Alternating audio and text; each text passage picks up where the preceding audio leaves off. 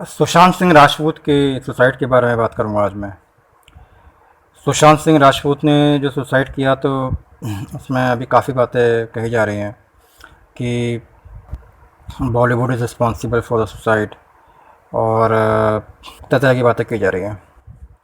वो आउटसाइडर था, ये सब कहा जा रहा है। आज बॉलीवुड का जो बादशाह है ना, उसका नाम है शाहरुख खान। वो भी एक आउटसाइडर था। सुशांत सिंह राजपूत की कहा जाता है माँ मर गई थी, इसलिए वो डिप्रेस था। शाहरुख खान के माता पिता दोनों मर गए थे और सिस्टर जो थी वो मेंटल हेल्थ की पेशेंट बन गई थी। उसके बाद भी वो सक्सेस की पराकाष्ठा पे गया। 20 साल तक राज किया। अभी उसका टाइम ख़त्म हो गया है, लेकिन जब तक उन्होंने राज किया तब तक उन्होंने राज किया। कुछ बातें ऐसी कही जा रही हैं कि वो 6 महीने से डिप्रेशन में था। उससे पहले कभी डिप्रेशन में नहीं था, 6 महीने से डिप्रेशन में था और उसने अपनी दवाइयाँ बंद कर दी थी, इसलिए उसको सुसाइड कर लिया। ये खबर भी एकदम बेबुनियाद है, बकवास बातें हैं। अगर मान लीजिए वो डिप्रेशन में था, वो डेफिनेटली डिप्रेशन में रहा होगा, मैं उससे वो कुछ मना नहीं कर रहा, लेकिन अगर उसने को दवाइयाँ उसके ऊपर इतनी कारगर थी तो वो दवाइयाँ बंद क्यों करता। अगर आप ये बोलो कि भैया उसको गलतफहमी हो गई कि उसको डिप्रेशन ठीक हो गया उसका, तो फिर जब उसको डिप्रेशन वापस आया तो वापस दवाई ले लेता, है ना। वो बुद्धिमान आदमी था। डिप्रेशन बुद्धिमान आदमी को भी हो सकता है, बेवकूफ़ आदमी को भी हो सकता है, लेकिन सुशांत सिंह राजपूत एक बुद्धिमान सक्सेसफुल आदमी था। उसके पास ना पैसे की कमी थी, ना शक्ल की कमी थी, ना फिज़िक की कमी थी, ना उसमें उसकी कोई गर्लफ्रेंड की कमी थी, गर्लफ्रेंड भी थी उसके पास, ना उसकी फैमिली की कमी थी। फिर सुसाइड क्यों? क्योंकि डिप्रेशन की दवाइयाँ पूरी तरह से कारगर नहीं होती है। ये समझना पड़ेगा कि डिप्रेशन ब्लड प्रेशर और डायबिटीज़ की तरह नापा नहीं जाता। ब्लड प्रेशर में आप नाप के बता सकते हैं कि इसका 120 बीपी हो गया है, 300 बीपी हो गया है, या पता नहीं क्या क्या रहता है उसमें। शुगर में बता देते हैं 300 शुगर चला गया है, 180 शुगर चला गया है, नापा जाता है। लोगों को दिखता है ओह इतना ख़राब हो गया, इतना ख़राब हो गया। डिप्रेशन में ऐसा दिखता नहीं है। तो डिप्रेशन जो है उसे बेसिकली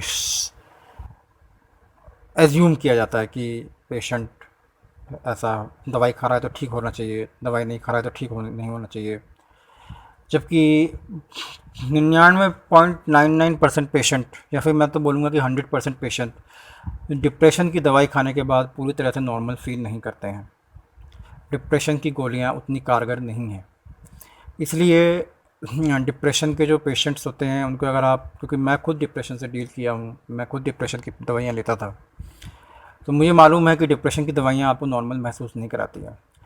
घर वाले ये सोचते हैं कि क्योंकि आप दवाई ले रहे हो, डॉक्टर की दवाई ले रहे हो, अच्छे डॉक्टर की दवाई ले रहे हो जिसका पैसा ज़्यादा लग रहा है, तो आपके ऊपर असर होना चाहिए। डॉक्टर कह रहा है आप ठीक हो तो मतलब आप ठीक हो, आप कहोगे आप ठीक नहीं हो, आप में अच्छा नहीं लग रहा है, आप बस सर्वाइव कर रहे हो, तो घर वालों नहीं नहीं नहीं डॉक्टर ने बोला तू ठीक है तो तू ठीक रहेगा।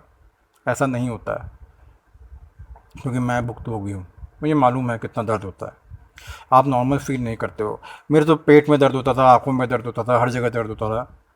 तो मुझे तो डॉक्टर ये कहते थे कि ये आपका जो है साइकोसोमेटिक डिजीज़, साइकोसोमेटिक डिसऑर्डर है ये, इसमें तो आपको लगता है कि आपको दर्द हो रहा है लेकिन आपको दर्द हो नहीं रहा है। मैंने कम से कम 3 लाख रुपए के टेस्ट करा लिए, काफ़ी कुछ कराया, कोई फ़ायदा नहीं हुआ। तो फिर कौन रिस्पॉन्सिबल है इन सब के लिए? ये पहले इतने तो मानसिक रोग, इतने डिप्रेशन से पेशेंट्स इतने तो हम लोग पहले तो नहीं सुनते थे। तो लोग कहते हैं कि पहले तो है जॉइंट फैमिली में रहते थे लोग, इसलिए डिप्रेशन नहीं होता था, लोग या क्या आपस में शेयर कर लेते थे। आज जॉइंट फैमिली में रहने को बोल दो किसी को, 2 मिनट के लिए, मतलब मेरे ख्याल से 2 महीने 3 महीने 2 साल के बाद से ज़्यादा कोई टिक नहीं सकता। आग लग जाती है घर में जॉइंट फैमिली में। तो जॉइंट फैमिली भी इसका कारण नहीं है। तो फिर क्या कारण है, क्यों इतने डिप्रेशन के कारण बढ़ गए? डिप्रेशन कोई ऐसी चीज़ नहीं है जो आज की तारीख में हो रहा है, ये पहले के ज़माने से होता आ रहा है। अर्जुन जो है गीता में भगवान को कहते हैं कि भगवान मेरा मुख सूखा जा रहा है, हृदय सूखा जा रहा है, मेरी इंद्रियां शिथिल हो रही है, मेरा गांडीव मेरे हाथ से थर थर काँप रहा है, मेरा गांडीव गिरा जा रहा है, मैं खड़े होने के काबिल नहीं समझ पा रहा, मैं अपने आप को, मैं खड़ा नहीं हो पा रहा हूँ। डिप्रेशन तब भी होता था।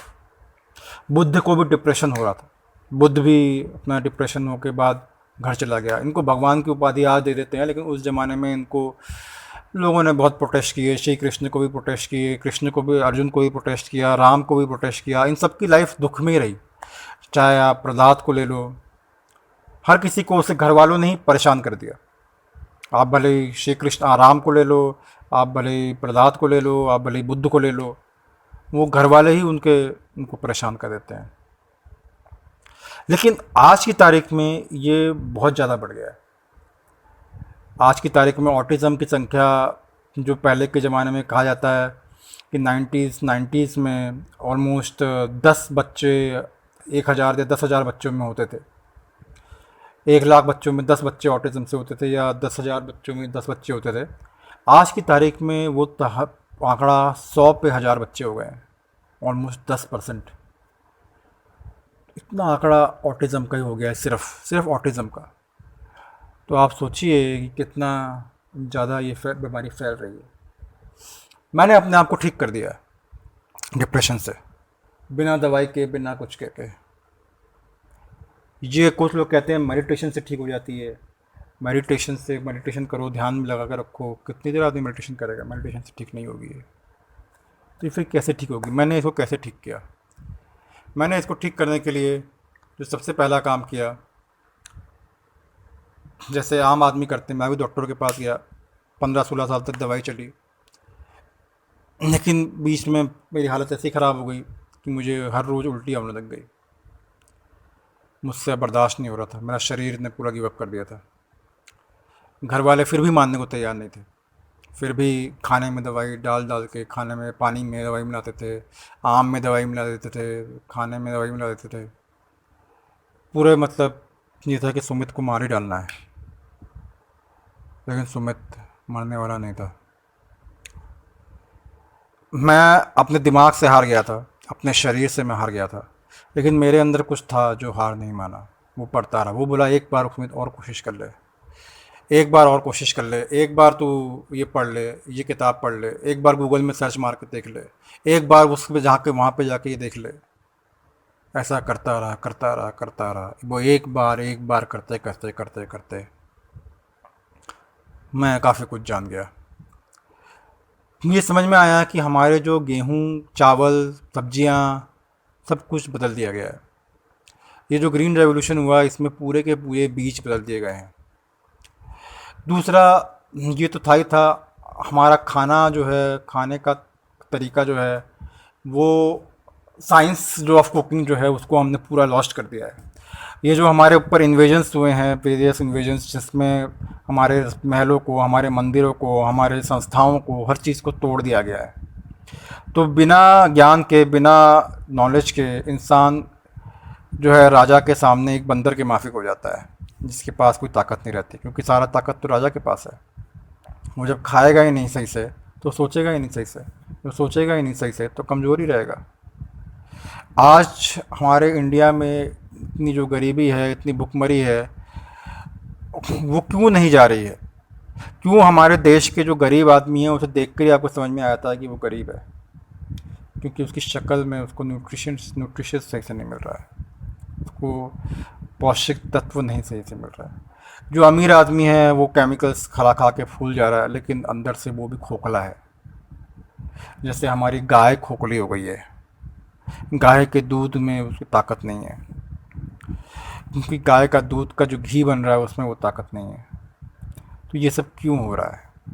जैसे मैंने आपको बताया, 1960 में जो हमारे यहाँ पे क्रांति लाई गई, हरित क्रांति, उस क्रांति का स्थापना बहुत पहले से हो रही थी, बहुत पहले से उसकी इमेजिनेशन हो रही थी। ये जो हमको लगता है कि हमारा देश आज़ाद हो गया है, हमारा देश आज़ाद कभी हुआ ही नहीं था। लोगों को लगेगा ये तो पागल है, क्या बात कर रहा है, लेकिन सच्चाई यही है कि हमारा देश कभी आज़ाद हुआ ही नहीं है। 1939 में जो लड़ाई शुरू हुई और 1944 तक जो लड़ाई चली, वर्ल्ड वॉर,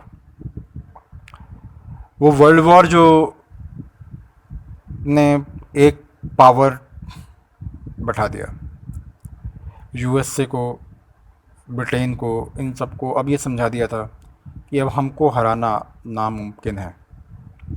ये कंट्रीज़ अब हार नहीं सकते हैं।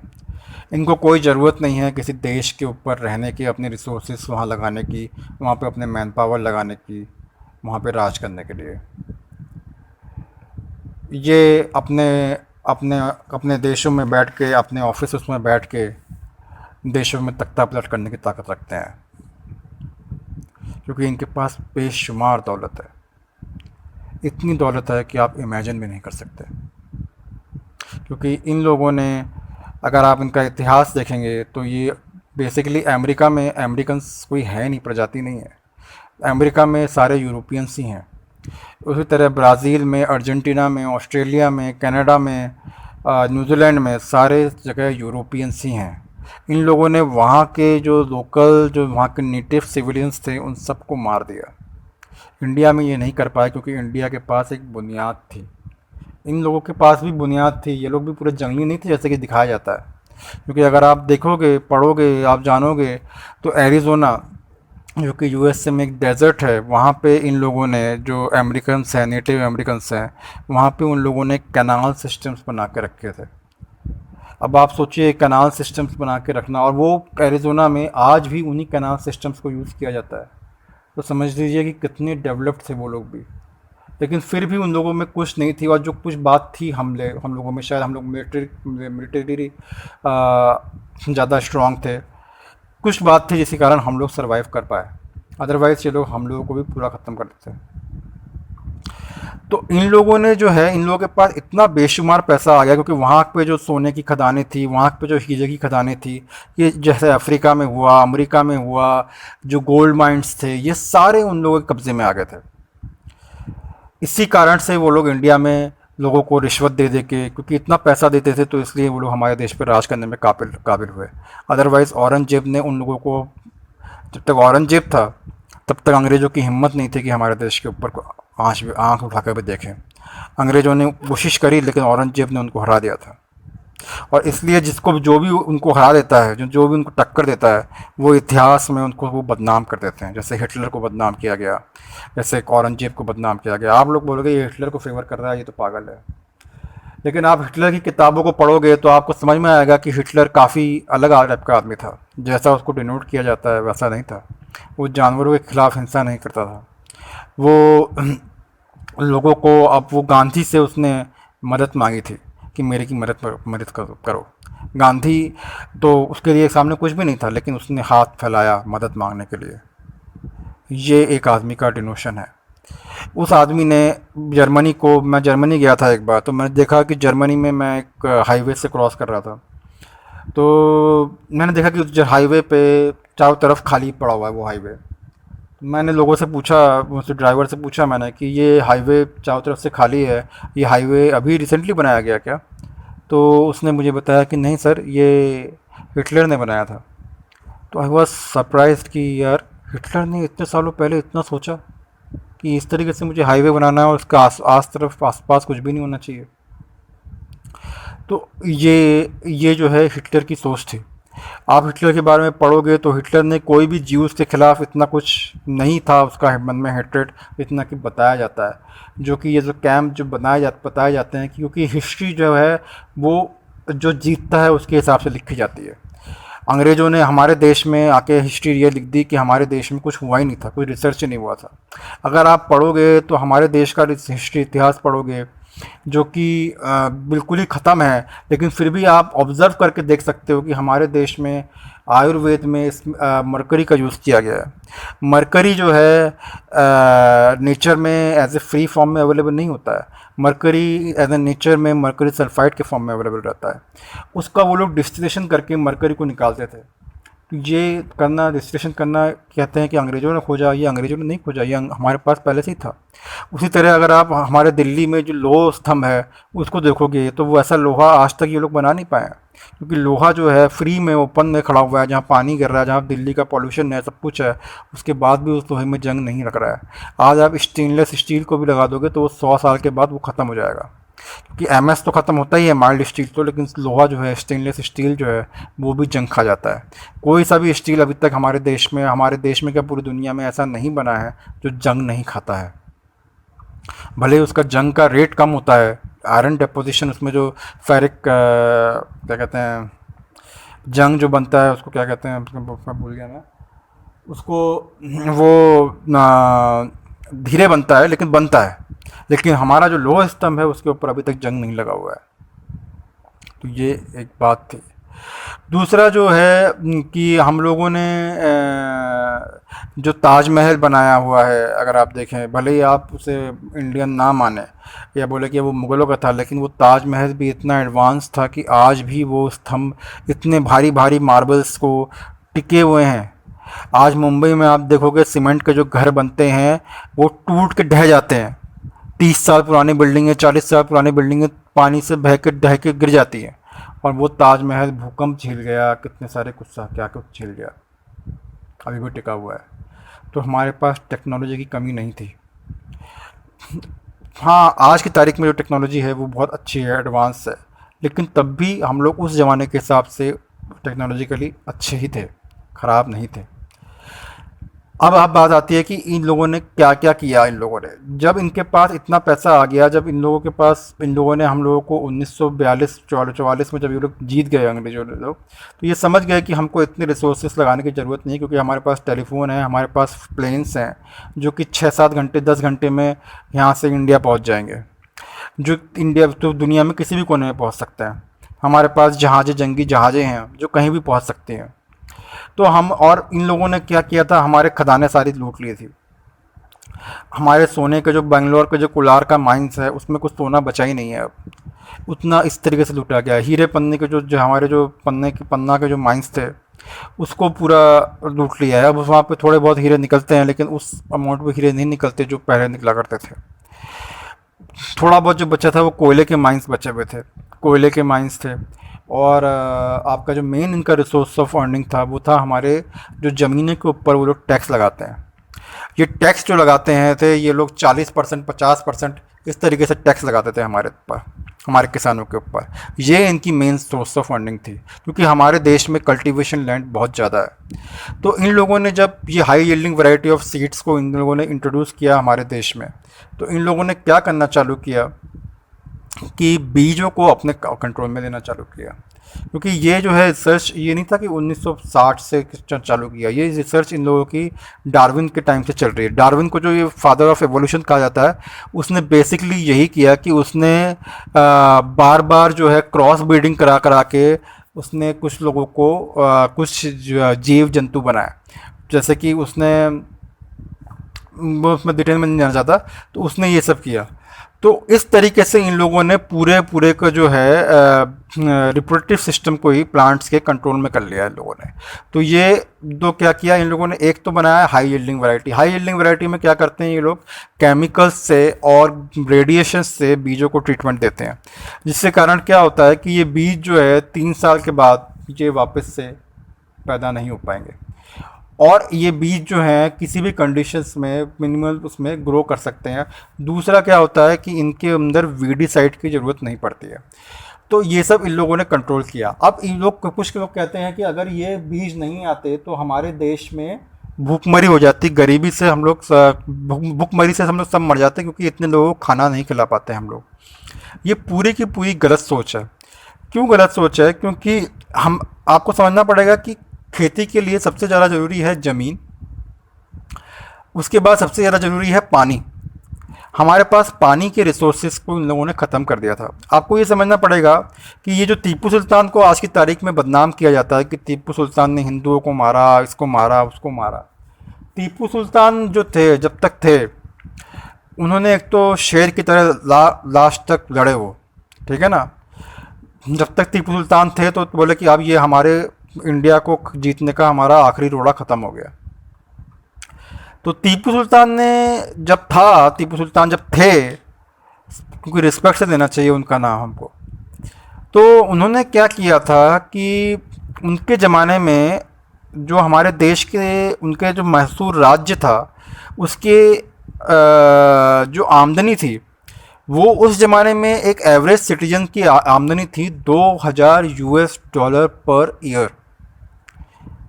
और उस ज़माने में जो ब्रिटेन, जो कि उस यूरोप का सबसे इन्फ्लुएंशियल कंट्री था, उसकी संपत्ति, उसकी जो पर कैपिटा इनकम थी एक आदमी की जो औसत आय थी वो थी $400 पर ईयर। मतलब हमारे देश में हमारी जो आय थी वो 5 गुना ज़्यादा थी यूरोपियंस से। तो ये कैसे थी? क्योंकि हम लोगों का जो व्यापार था सिल्क का और खेती का, जो हम लोग मसालों का ये सब जो करते थे, तो हमारे मसाले सब जगह जाते थे, विदेशों में जाते थे, उससे हमारी आमदनी होती थी। तो ये कैसे होती थी, कृषि कैसे करते थे ये लोग? आपको जान के हैरानी होगी कि मैसूर राज्य में, टीपू सुल्तान के राज्य में 40,000 तालाब बना रखे थे उसने। 40,000। आज की तारीख में मुश्किल से 400 तालाब हैं शायद। 400 तालाब भी नहीं होंगे शायद, मेरे ख्याल से 100 तालाब भी नहीं होंगे। तो ये तालाब कहाँ गए? ये तालाब कहाँ चले गए? ये तालाब अंग्रेज़ों ने ख़त्म कर दिए, क्योंकि उन लोगों ने इन तालाबों को ऊपर मिट्टी डाल के इसको ज़मीन को बेच दिया। जो भी कुछ मिला उनको, जो भी जैसे भी शोषण करने को मिला, उन लोगों ने उस तरीके से हमारा शोषण किया। आज हम लोग हर बात पे चाइना को जिम्मेदार समझाते हैं। हम लोग भूल जाते हैं कि हमारा इतिहास क्या है। चाइना ने हमको कभी कॉन्कर करने की कोशिश नहीं करी है। चाइना के साथ जो हमारा युद्ध भी हुआ है वो सीमा विवाद के कारण हुआ, वो सीमा विवाद के साथ सुलझने के बाद ख़त्म हो गया। लेकिन अंग्रेज़ों ने हमको तड़पा तड़पा के मारा है, ये भूलना नहीं चाहिए। क्योंकि मैं आपको डिटेल में नहीं जाना चाहता ज़्यादा, लेकिन उन लोगों ने इस तरीके से हमारे देश को बर्बाद किया कि हमारे देश में तालाब जो थे, तालाब सारे मेंटेन करने बंद कर दिए। ये कोई 50 साल 60 साल की बात नहीं है, 200 साल तक उन्होंने हमारे ऊपर राज किया। आपको याद रखना पड़ेगा कि हम लोगों को आज़ाद हुए भी 70 साल नहीं हुए हैं अभी। तो इन लोगों ने क्या किया कि जब फूड सप्लाई को कंट्रोल करने के लिए और इन सब के लिए कि तालाब को ही पूरे के पूरे ख़त्म कर दिए। अब जब ये तालाब ही ख़त्म हो गए तो हमारी इरिगेशन कैसे होगी, कैसे होगा? तो इन लोगों ने क्या किया, अंग्रेज़ों ने क्या किया कि जब नेहरू जो थे, जो कि उतने विवेकशील नहीं थे, विवेकवान तो थे वो, लेकिन उतने विवेकशील नहीं थे जितने कि महात्मा गांधी थे। महात्मा गांधी की बात क्या थी, विचारधारा क्या थी कि वो गांव को ताकतवर बनाना चाहते थे। वो चाहते थे कि गांव में क्या पैदा होगा ये गांव वाले डिसाइड करेंगे। ये कोई विदेशी ताकतें आके हमको नहीं बताएंगी कि आप यहाँ पे पंजाब में पूरे के पूरे खेतों में गेहूँ और सिर्फ चावल ही लगाइए। ये गांव वाले वहाँ के डिसाइड करेंगे कि उनको क्या लगाना है। जो चीज़ें सेंट्रलाइज होनी चाहिए, जैसे हथियार है, ये सेंट्रलाइज होना चाहिए। लेकिन स्कूल बनना है तो ये तो गांव के लोगों को डिसाइड करना पड़ेगा ना। अगर आपके यहाँ पे पानी का जल स्रोत बनना है तो ये तो गांव के लोगों को डिसाइड करना चाहिए ना। लेकिन कुछ चीज़ें टैक्सेशंस हैं, मिलिट्री है, और भी बहुत सारी चीज़ें हैं, मुझे भी उतनी जानकारी नहीं है, मैं भी एक बहुत छोटा आदमी हूँ मैं। लेकिन उन सब चीज़ों को सेंट्रलाइज करो। महात्मा गांधी क्या कहते थे कि ब्रिटेन आज की तारीख में, ये महात्मा गांधी के वर्ड्स हैं, ये ब्रिटेन में आज की तारीख में सबसे ज़्यादा रिच कंट्री है। लेकिन रिच कंट्री होने के बाद भी, महात्मा गांधी के ऑब्जर्वेशंस हैं ये, वहाँ पे एम्प्लॉयमेंट रेट काफ़ी हाई है, अनएम्प्लॉयमेंट रेट काफ़ी हाई है। जबकि इंडिया में गरीबी है, उसके बाद भी हम लोगों का कोई भी हाथ खाली नहीं दिखता। तो ये जो अनएम्प्लॉयमेंट है ये समाज में असमानता लाएगी, और ये समाज के लिए अच्छा नहीं है। ये गांधी के विचारधारा थे, और ये गांधी के विचारधारा शासक को कैसे पसंद हो सकता है जो इस देश को राज करना चाहता है हज़ारों किलोमीटर दूर से, लाखों किलोमीटर, हज़ारों किलोमीटर दूर से। इसलिए गांधी को मरवाना बहुत ज़रूरी था, हिंदू मुस्लिम करवाना बहुत ज़रूरी था। गांधी को मरवा दिया गया। आप लोग बोलोगे कि गांधी को नहीं ये तो हिंदू था, ये था, वो था, लेकिन सच्चाई यही है कि गांधी के मरने से सबसे ज़्यादा ब्रिटिशर्स को ही फ़ायदा हुआ, क्योंकि गांधी बहुत ज़िद्दी आदमी था। वो बुढ़ापे में भी इतना ज़िद्दी था कि वो ब्रिटिशर्स उसके सामने कुछ नहीं कर सकते, उसके सामने तर्क नहीं रख सकते थे। इसलिए उसको मार दिया गया, जैसे मार्टिन लूथर किंग को मार दिया गया, जैसे जॉन एफ कैनेडी को मार दिया गया, जैसे अब्राहम लिंकन को मार दिया गया, तो उसको भी मार दिया गया। उसके बाद गांधी के बाद नेहरू आया। नेहरू को उन लोगों ने बहलाया फुसलाया, बोले हम आपको बीज तभी देंगे, हम आपको बीज देंगे लेकिन बीज के और पैसे हम इरिगेशन के लिए पैसे देंगे, लेकिन इरिगेशन के लिए पैसे तभी देंगे जब आप हमारे बीज लगाओगे। कांत नेहरू जी तैयार हो गए, बोले हाँ ये तो बड़ी अच्छी बात है, टेक्नोलॉजी है, अच्छी बात है। नेहरू जी ने वो बीज ले आए। लेकिन मैंने देखा है, मैंने अपने अंदर ऑब्ज़र्व किया है कि अगर मैं असली घी खाता हूँ तो ये जो क्रॉप्स हैं ये अपने खाने को जब पचता है तो ये क्रॉप्स बहुत जल्दी हमारे सिस्टम में डिज़ोल्व हो जाते हैं या डाइल्यूट हो जाते हैं या ताकत नहीं देते हैं। घी भी हमारे लिए ज़रूरी है और ये जो अन्न है ये भी ओरिजिनल होनी ज़रूरी है। आर्टिफिशियल अन्न से आप आर्टिफिशियल आदमी बना सकते हो, असली आदमी नहीं बना सकते। यह हमको समझना बहुत ज़रूरी है। हम असली सोच नहीं बना सकते, हम असली ताकत नहीं पैदा कर सकते। इन लोगों ने जो बीज को कंट्रोल कर लिया है, बीजों को जानबूझ के नपुंसक बनाया जाता है। ये स्टेराइल सीड्स कहा जाता है इनको। इनसे क्या कारण क्या होता है कि इनसे प्रोडक्शन सही नहीं आएगा आपका। इनको जब आपने लगा दिया, एक बार बीज होता है, इसे F1 हाइब्रिड कहा जाता है। F1 हाइब्रिड जो है आज की तारीख में आपके घर के पास कद्दू से लेकर, लौकी से लेकर, आपके गोभी से लेकर हर चीज़ को इन लोगों ने हाइब्रिड कर दिया है। जो चीज़ ये लोग हाइब्रिडाइज नहीं कर सकते उसको ये लोग जेनेटिकली मॉडिफाई कर देते हैं। जैसे ये मस्टर्ड ऑयल है, मस्टर्ड को ये लोग जेनेटिकली मॉडिफाई करने की कोशिश कर रहे हैं। तो ये सब चीज़ें जो जानबूझ के किया जा रहा है। और ये जो है इसके खिलाफ़ काफ़ी सारी आवाज़ें उठ रही हैं। ऐसा नहीं है कि मैं इकलौती आवाज़ हूँ, मैं को मार देंगे तो सब ख़त्म हो जाएगा, ऐसा नहीं है। बहुत सारे लोग अंग्रेज़ों में भी ऐसी बातें उठा रहे हैं। वहाँ पे आप देखोगे कि होम फार्मिंग कर रहे हैं और क्या कहते हैं, होम स्टेट लेके चालू कर रहे हैं। ये सब करके वो लोग अपना खुद का खाना उगा रहे हैं। तो ये सब इतनी सब स्ट्रॉन्ग जब डिबेट्स हो रही हैं, इतनी जब आवाज़ें उठ रही हैं, उसके बाद भी सरकारें क्यों नहीं चाहती? क्योंकि सरकारों को जो कंट्रोल कर रहे हैं वो कॉर्पोरेट्स कंट्रोल कर रहे हैं। जनता से उन्हें कोई मतलब नहीं है। ये जो राजा है, असली राजा जो है वो इनके पीछे छुपा हुआ है। ये प्यादे हैं, ये जो हमारे पॉलिटिशियंस हैं, ये 5 साल 10 साल बाद चेंज हो जाते हैं।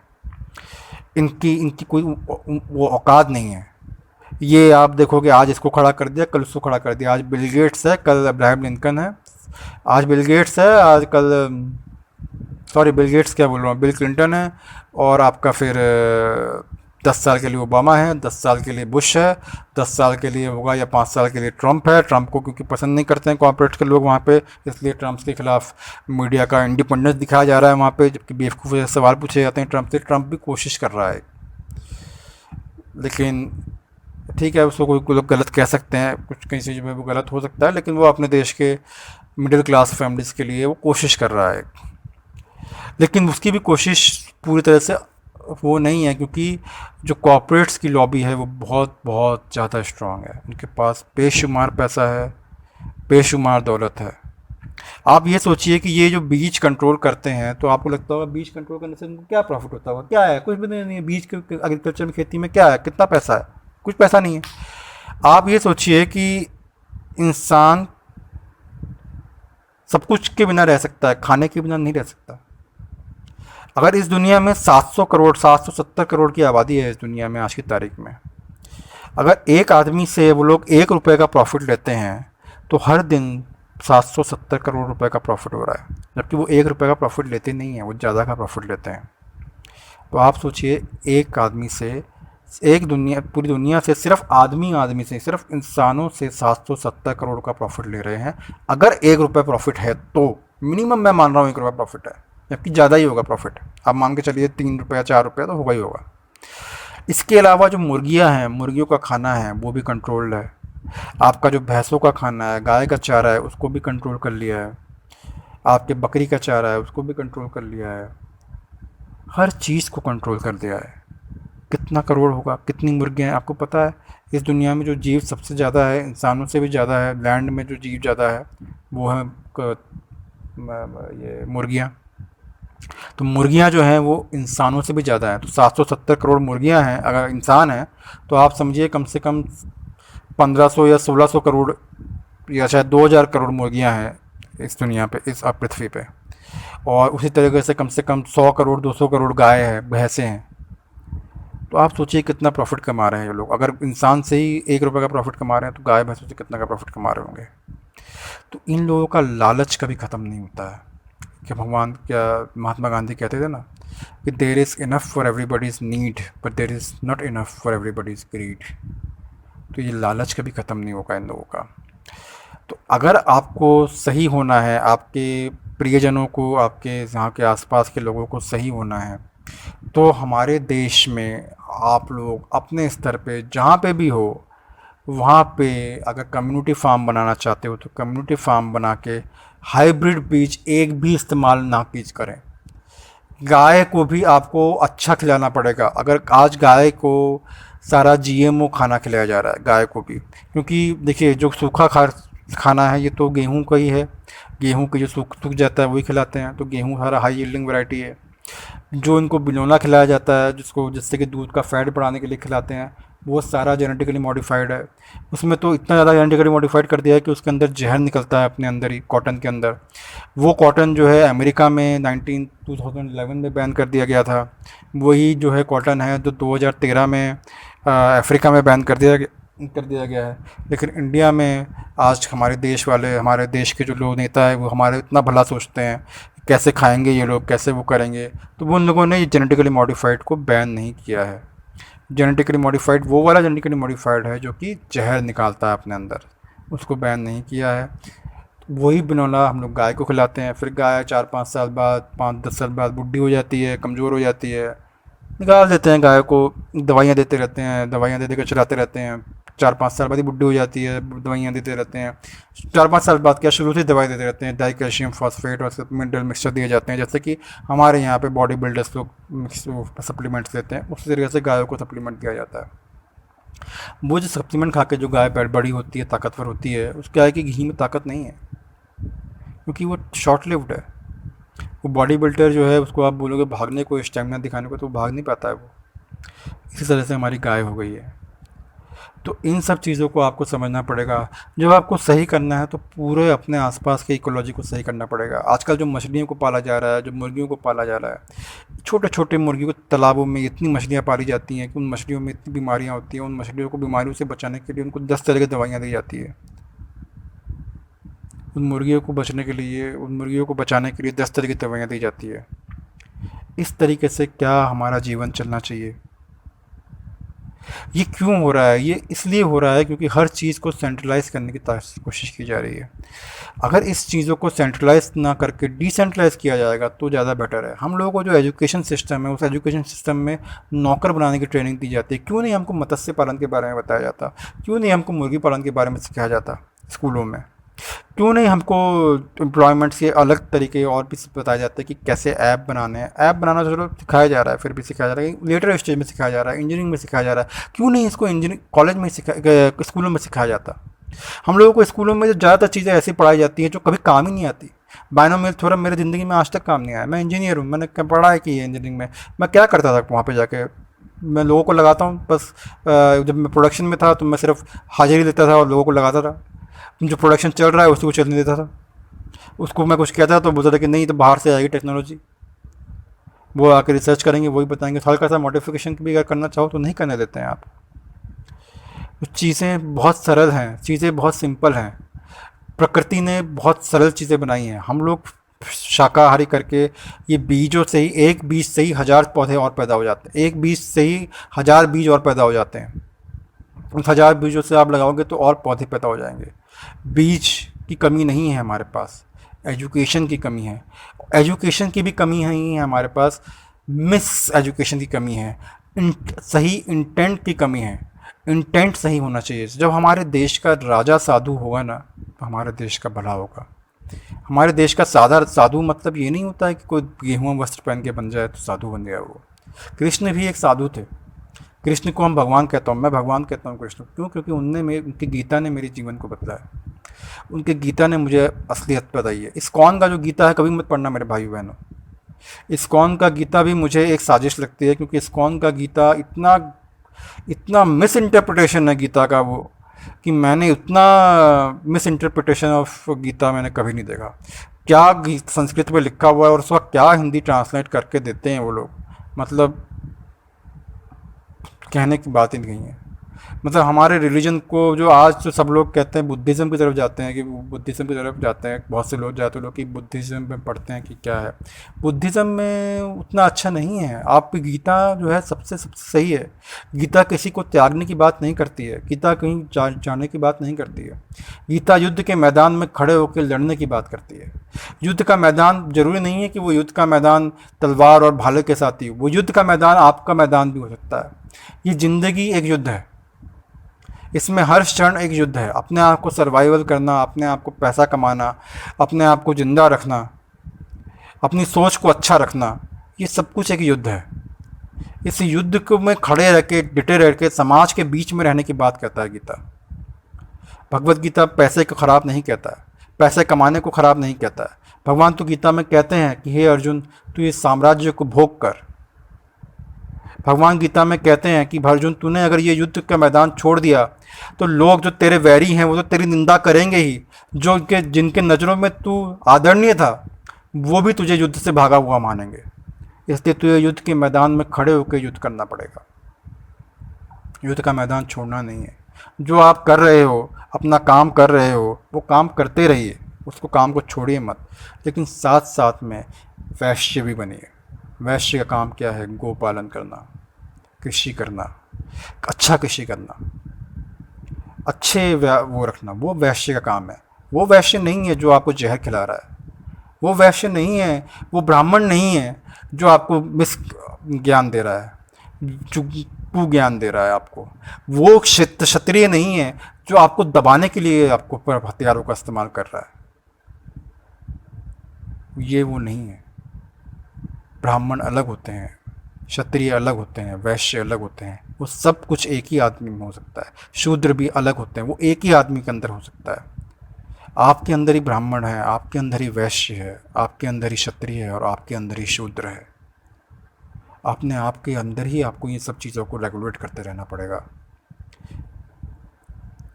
इसी के साथ मैं अपनी बात को यहीं पर समाप्त करता हूँ। धन्यवाद।